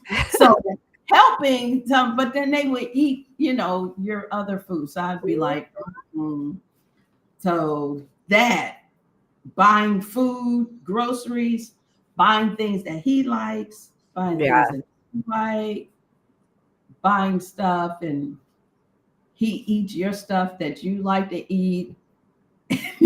Yeah. And you don't like it because you're used to, buying your own stuff and eating what you like. Yep. So the grocery thing can be a problem too. People don't understand that. That's real talk in marriage, like that right there. I don't share cheesecake at all. Like, don't eat none of my cheese. You can eat anything else. Buy your own. I need for you to buy your own. I need for you to buy your own. I need for you to buy your own. But It's just some things, and he know that. He like, okay. Yeah. Like these are, and people think, but no, people will get in flat out arguments. Yeah, for real. Over stuff like that, some food. But the thing of it is, then you have the other person who would just just share, because we'll go to dinner and we'll eat. Each one of us will be like, "Can I have some of that?" Right. Yeah, go ahead, taste some. And or if somebody's food comes first, you want some? You want to eat some? Yeah, we'll eat each other's food like that. But there's some people that don't want you. They don't want you touching their food. Right. Do not. Like Angelique, I said, child, you got to be ashamed of yourself. She'll give you your money. She'll give you everything. Watch her ass to cook. But you better not ask for none of her food. Don't ask off her plate. She go get your own. I will give you money to go get your own. But what you not go do is I'm going to eat mine. This is my food. You be like, that girl. But are the things that you would not know until you get married. Yep. Just the things, using and I know my husband is gonna laugh about this. I still my mother bought me this really pretty vanity set. I always love pretty things. I loved always loved a pretty bedroom. I mean, I like for things to look good. Right. And so my mother bought me this really pretty little set to go on my dresser. And it was, the mirror with the brush and the comb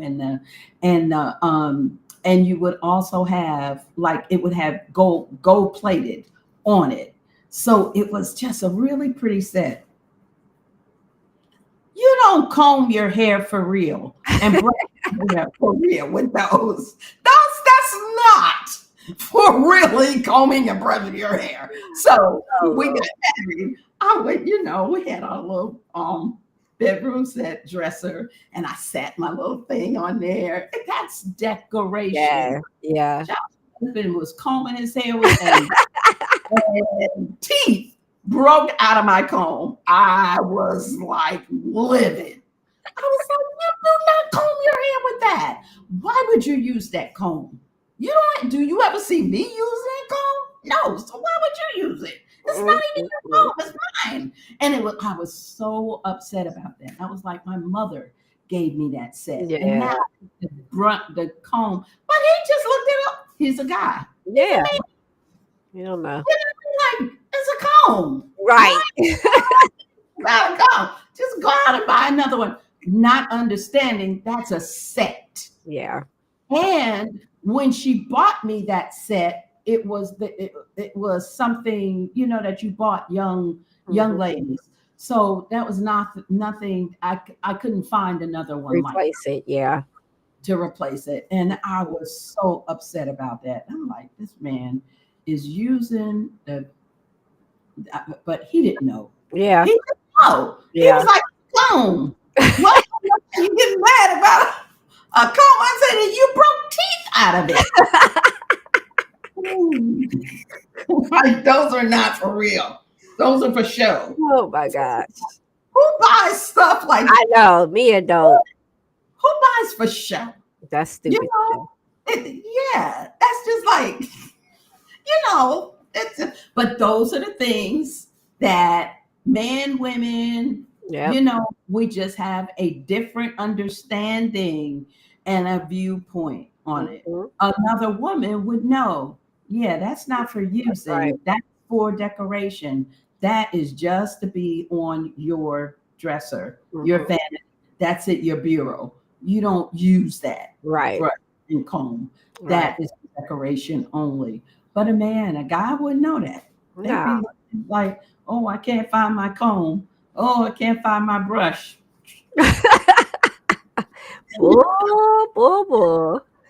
Teeth gone. Oh, I was so mad about that thing. That just hurt my heart. I was like, how dare. I felt like I was violated.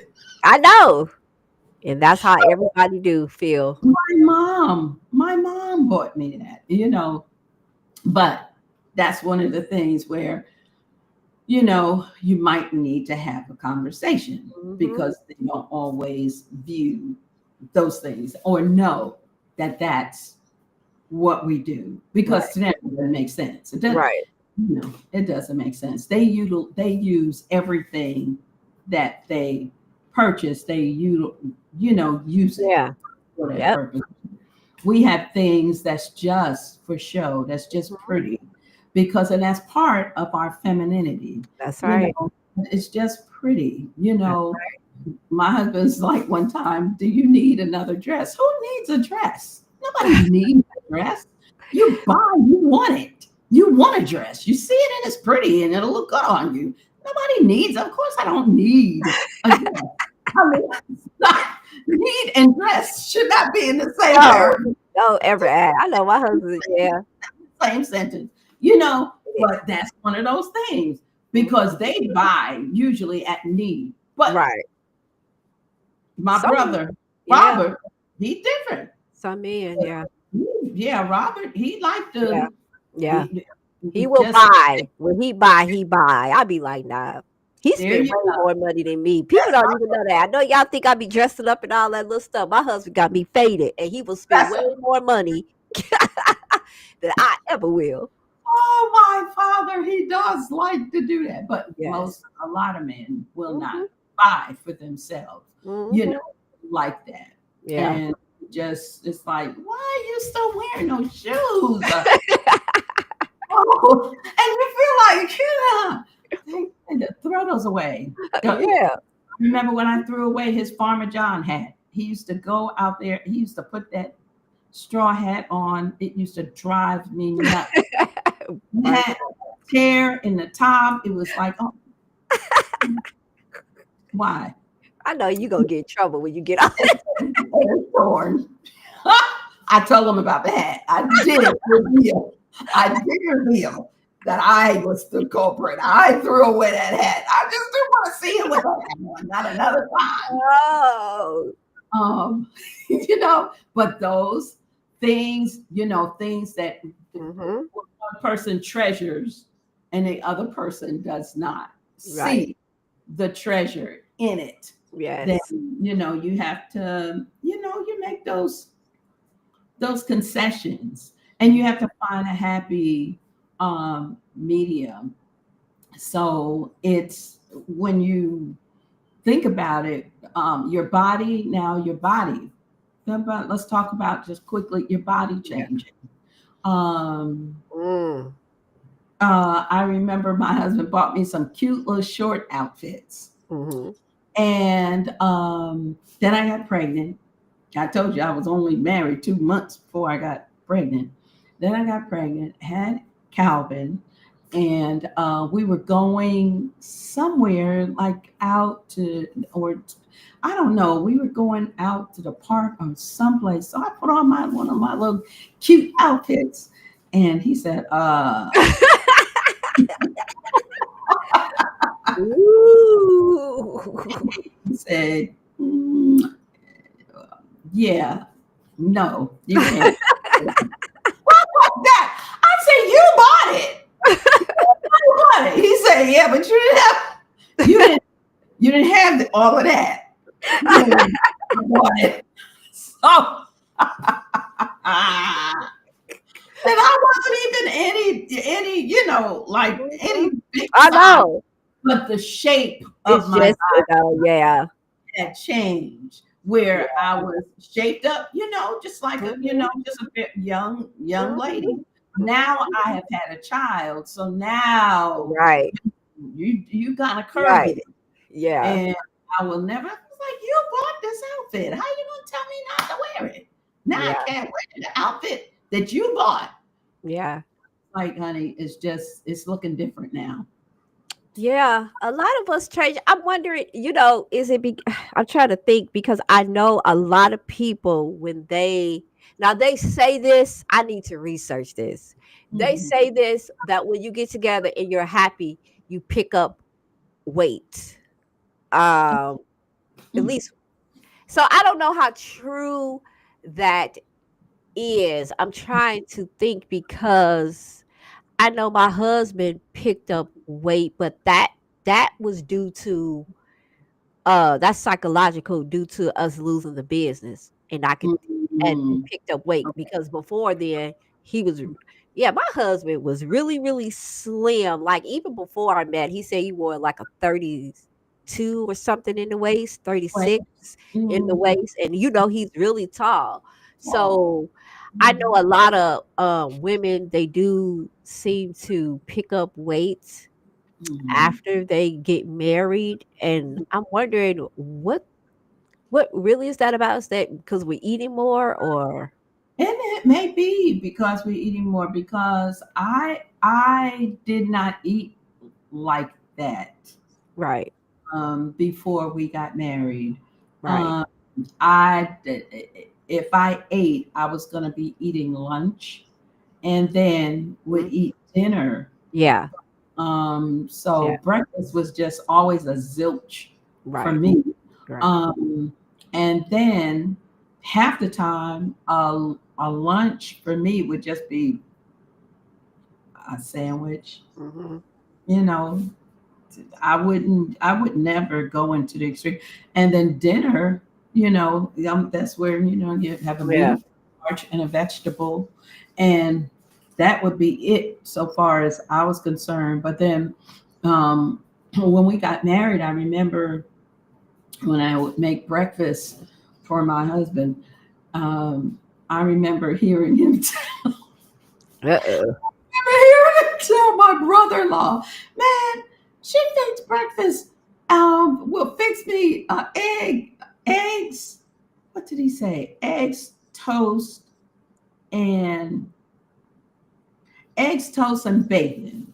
Because at that time, we weren't in the Hebrew. We ate bacon, and eggs, toast, and bacon, and think that that's breakfast. Like that's. I was like, Dang.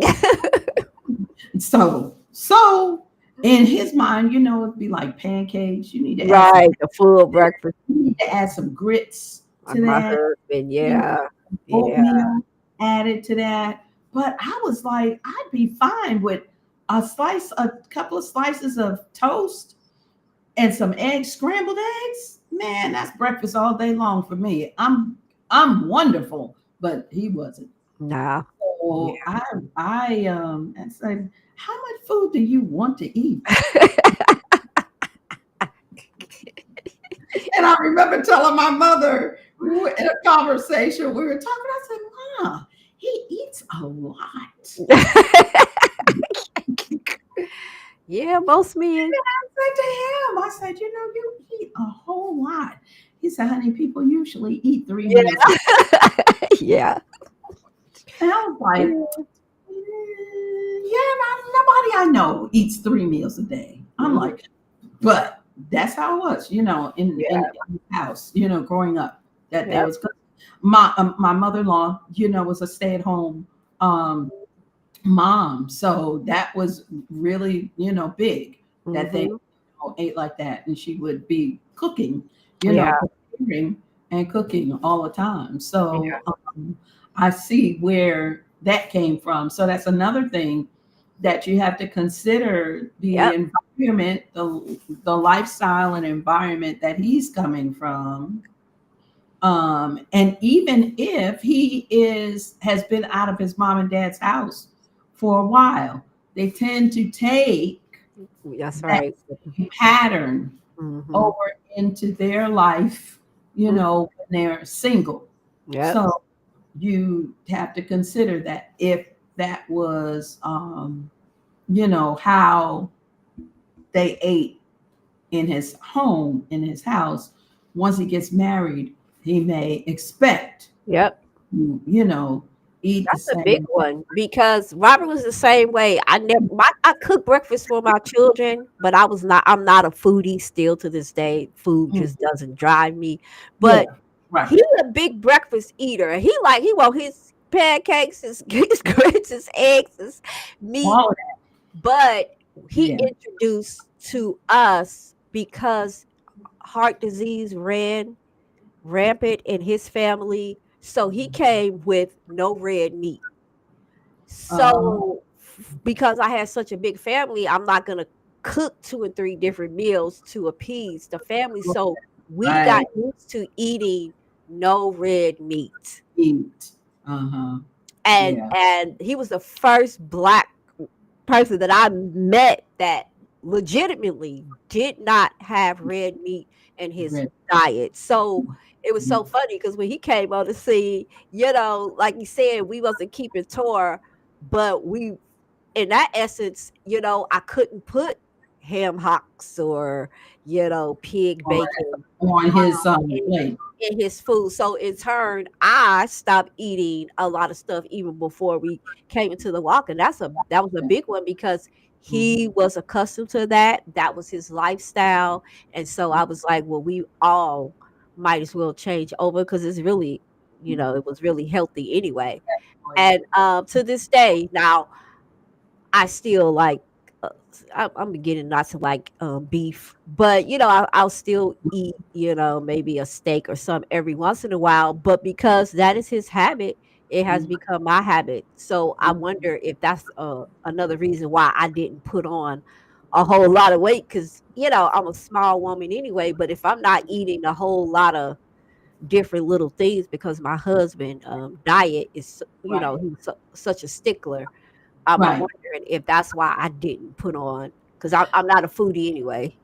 And I think that that makes a big difference, because if the woman is, and especially if she's a cooker, if she's a cook, she's gonna really be cooking. And generally, as we get older, we're gonna put gain that weight if Yeah, we are cooking like that and yeah. eating, eating like that too. Mhm. So I had to be careful, because all you have to do is look at your upline, and Yeah, it's okay. yeah, I can definitely go there. If and I was short. I'm like, look, I'm 5'4". yeah, I don't need to be going, and I gave myself a ceiling. I gave myself a ceiling. I said, look, I want to stay in a size 8, and that's been a struggle, because I've been bound. I've yeah. between. Sometimes it's always a medium usually, but Mhm. sometimes it will go up to a 10, and I'll be like, I Yeah, need to get myself in sync. But as you get older, it gets harder for you, to stay in that um weight, that weight area. But yeah, I think it is due to, you're at home, you're cooking at home. A lot of times, if mhm, you're when you get married, you find you're doing more home yep, cooking. yep. So you're eating more. And if you're not doing more home cooking, and if you're eating out, you're really going to put Oh that weight on. yeah, that's definite. You are really going to put, because that food that they serve in restaurants, Come on. it's like that. It's good for a reason. Okay. You keep coming back and keep coming back. That stuff, some of that stuff got crack in it. Yeah, Pepper, seriously. you just want to eat it all the time. But if you are doing a balance, balancing that out, making Mhm. sure that you're doing it with diet and exercise, you can help to maintain. You are going to most women are going to put on some pounds after, Yeah. especially when you start having children. Oh Um, yeah, yeah, but it doesn't mean that you have to go overboard, but a lot of that, what we got to realize, ladies, a lot of that is your upline, hmm, is inherited. yep, So you got these people on YouTube and on these different you go to the gym, and these trainers, yeah, we're gonna get you a six-pack. Child, please. Everybody, everybody can't get no six-pack. yeah, See what I'm saying? Everybody cannot get a six-pack. That's definitely inherited. mm, Your body shape and your body type. that's right, So you have to know, just make sure that you're healthy, that's you right. know. Yep. And that's, just what I try to do. I just try to make sure that I'm healthy. Now, sometimes I will go off and, Mhm.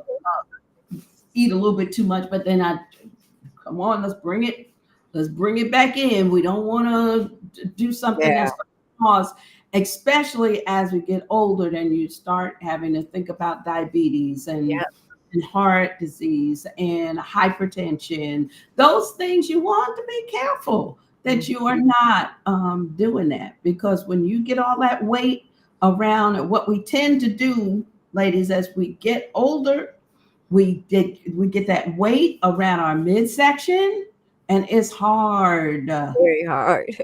Hard. I can't explain to y'all how much I work out and watch my diet, but that thing right there, I'm telling you, it's like, no, I'm not going anywhere. I am here permanently. I am the best. friend. You are trying to get rid of it and all the crunches in the world, but I keep working out. I keep, I don't let that stop me. So I try to go to my fullest potential at my age. That's right. It's definitely age specific. So as you get older, you'll see that it's a little harder. But that midsection you want to work on, because a lot of diseases come and have problems with a lot of diseases because that midsection is full of fat and stuff. Yep. And it doesn't have to be, we will use sometimes pregnancy, motherhood, whatever, but we can do some things to help to alleviate the stress on our body, because it is a stress, on your body. And that's another thing, what your husband is looking at. Now, I don't shame on any husband who thinks that his 50-year-old wife should still look like she was 20. Shame on you. Yeah. And if she does, hallelujah. Wonderful for you. Wonderful for her. Right. But that's not everybody's story. That's right. So, because I've heard men say, my wife is a deal breaker. She gained any weight, I'm out. And then be looking at them like, boy, you 2 seconds off. Let me stop. How dare you? And then some of these women had 3 or 4 kids. How dare you? So and you think, don't even act like you know what that feels like. Trying to keep yourself in check, taking care of a family, trying to nurture him and nurture those children and take care of everything around you and keep the house together. All of that. Mm-hmm. And then she gonna gain a few pounds and you're gonna say, I ain't marry you that way. She gained weight. That's crazy to me. That's really insane. So we're not saying, we're saying take care of yourself, but what we're not saying that you have to try to look 25 certain way, for the rest of your life, because that's ridiculous, and that's a weight. Stupid. Sometimes society and sometimes we'll put that weight on ourselves too, because we're just looking at people on that dumb TV. That's their livelihood. And some of them, look how they look when they get older. Some of them are now 60, 70 years old and they look emaciated. They look crazy. Don't look healthy. You need a woman at 60, 70 needs to have a little weight on her to look healthy. You do not want to be walking around looking like a skeleton. Yes. You don't want to walk around like that. Is not cute. That ain't cute. And then it just weird. And those people they got hundreds of thousands of dollars that they can put on their body. And half of them, that's not all that's them, and that's a whole bunch of plastic surgery and a whole bunch of surgeries, liposuction and everything else. You are not seeing the real them. So you have to understand healthy is where you want, and to take care of yourself. Get your hair done. If you like to get your nails done, continue to get your nails done. I'm not saying don't pay the bills and go and get a mani-pedi. I'm not saying that.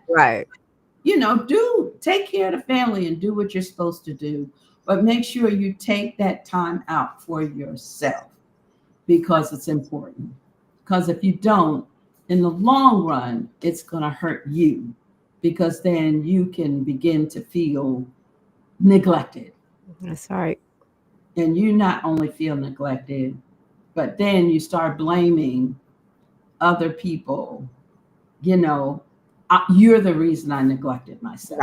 Right. So, Well, I guess we can pick up. What is it? Yeah, next week. Or we yeah, change the topics. Let me look.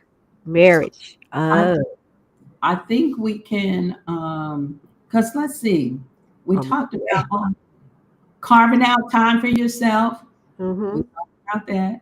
I mm-hmm. think we can go on to the next one. So, um, Okay. yeah, we should be able to go on to the next one. Okay. It's really important that one thing, ladies, carving that time out Yes. for yourself.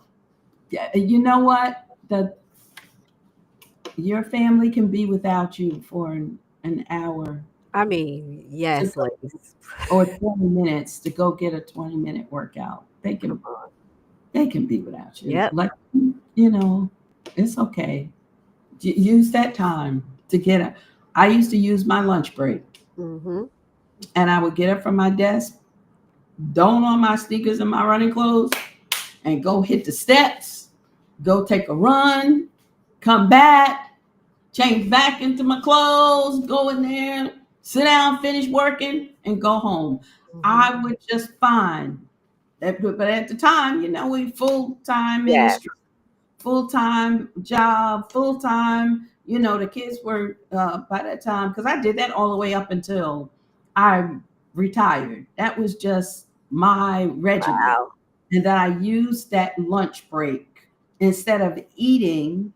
I used that lunch break time to take a run, and then if I came back, if I wanted to eat a little tuna fish or eat a little salad or something like that, then I would do it. But that was my time where I carved. So carve out some time for yourself. Yes. And Wow. especially once the children come, carve that time out. Look, those kids can be without you for an hour. And Yes. you find, I mean, if you're married, y'all sit down and talk about that. And see when there's a time when he has the kids. And this is your time where Mm-hmm. you go to the gym and you get that hour in. Or you take a 20-minute walk, a nice brisk walk, and go out to be able to go. We've got to be able to, we got to understand that we're important That's enough right. for that. That's right. And what that will do too, that will help you to want to, after you're feeling better, you'll want to look better. Mm-hmm. Part of that is that, you Yep. know. So, All right, y'all. Well, all right. I guess we're going to end it here. Our email, again, Mhm. it's the righteous view 01@gmail.com. Please remember to send the topics, send it in that you feel will be beneficial. If you have a degree or special training in a specific area related to women's health and would like to be a special guest, please email your bio and we will review it and reply Eh, back as soon as we can. eh, You want me to do Deborah? If Yes. you have enjoyed the podcast so far, remember tune in, tell a friend. If you put a comment in the chat that we didn't address, please email us and we will reply as soon as we can. I believe our next topic will be marriage, but transparency and intimacy. Y'all, it ain't gonna be what you think. I can't wait for this one. Tell a friend. Transparency and intimacy. Woohoo. Yes. Yes. So we're looking for a panel of men for an upcoming podcast that we want to do. Now this is the criterion that you be born a man. Okay. We want you to be born a man. Between the ages of 25 and 35, maybe we could go up to 40, Yeah. but that you've not been married, Mhm. never been married. And if you meet this criterion and if you are willing to be a panelist, please email us at the righteous view 01 at gmail.com. Again, that's the righteous view 01@gmail.com, and we will get in touch with you. And we're putting this panel together. We really want to have an in-depth discussion about this topic. I'm not going to divulge the topic right now, but we are going to. We just want a panel of men. So, and if you feel like you are able to talk comfortably about this topic, and we will tell you about it, and we'll announce it once we're getting ready to do it. But we're trying to see if we can find some gentlemen that will be willing to come on and do a discussion and just really be down to earth and honest. And that's really what we want, is transparency and honest, even if there are differing opinions. We don't have a problem with that. We want to be able to really discuss this topic in depth and really do it from a ground roots, a really ground root level. So we want to now thank you to all our viewers for tuning in, and we look forward to another edition of The Righteous View. Everyone have a great evening and have a great rest of